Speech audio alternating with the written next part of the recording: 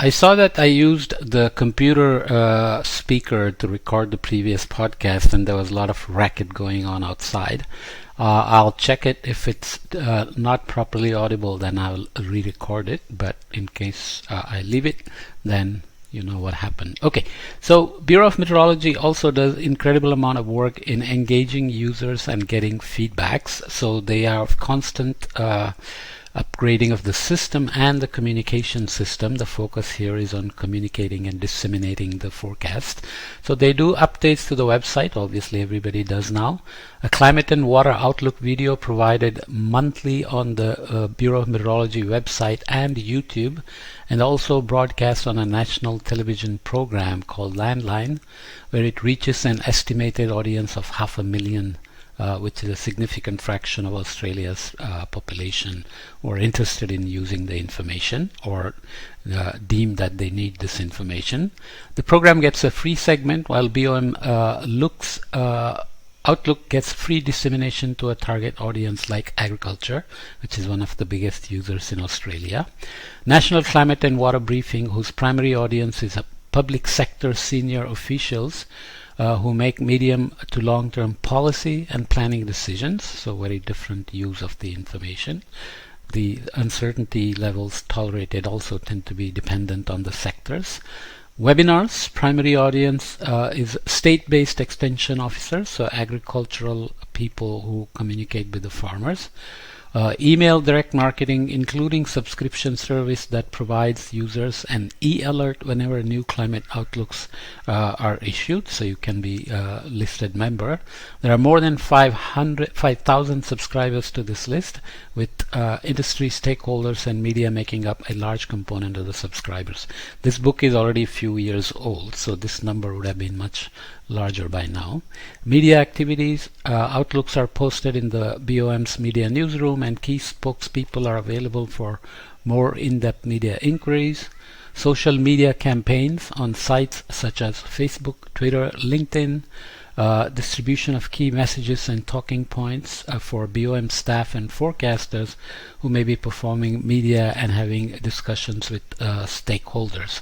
This document is not for the public, but gives staff a consistent and clear message to communicate to media and stakeholders, so that individual scientists do not go off and describe things differently and confuse the users, because in each institute, for example, there is always a public relations office, and oftentimes scientists get calls from media, and they go off and make statements on various events like cyclones or extreme events, monsoon onset, and other interpretations of forecasts. But this is much more focused, where specific targeted information being produced and disseminated has to be consistent, and it's not about opinions, it's about really interpreting actual forecasts. Okay, the S2S research is now a huge field. Big community exists, both from process understanding of MJOs, MESOs,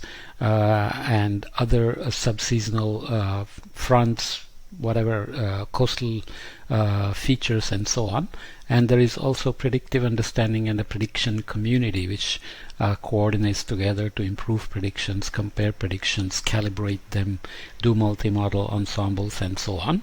But this is a distribution of peer-reviewed S2S literature collected within the updated bibliography or the period of 1976 to 2016. This is by sector, and this is by geographical research focus.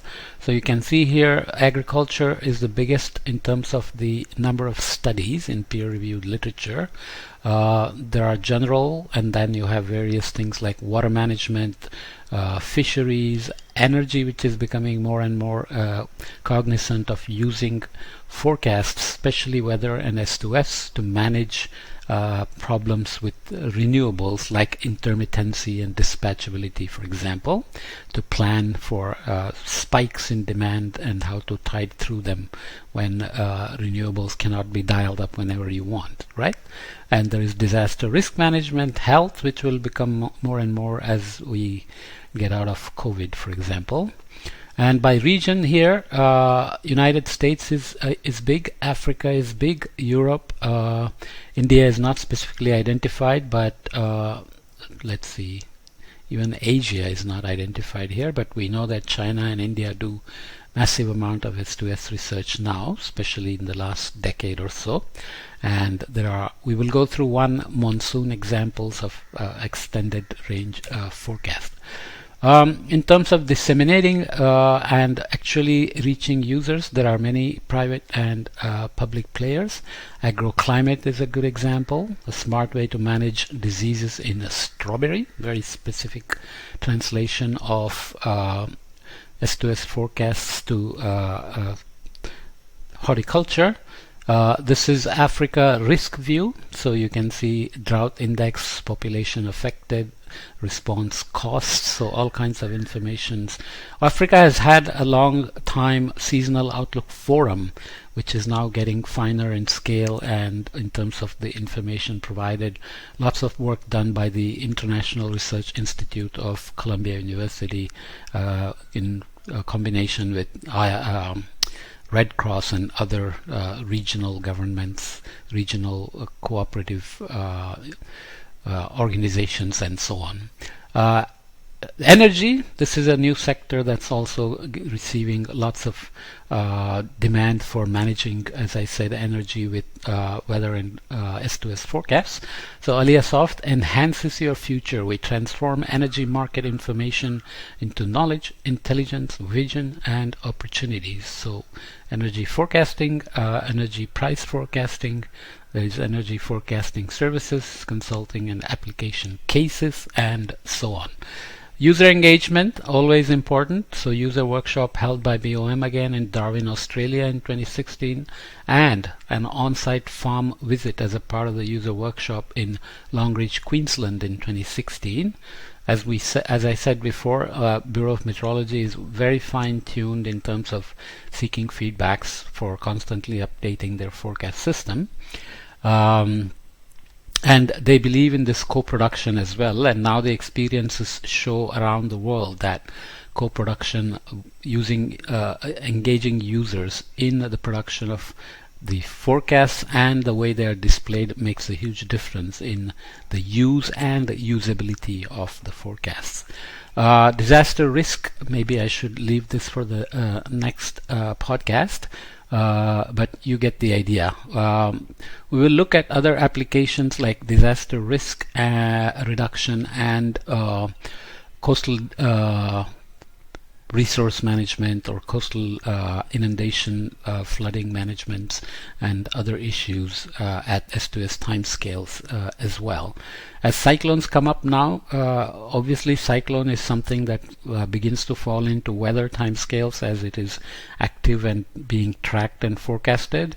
But now, as I showed in an example in the last chapter, cyclogenesis is being forecasted more than a week ahead, so that's getting into S2S timescales.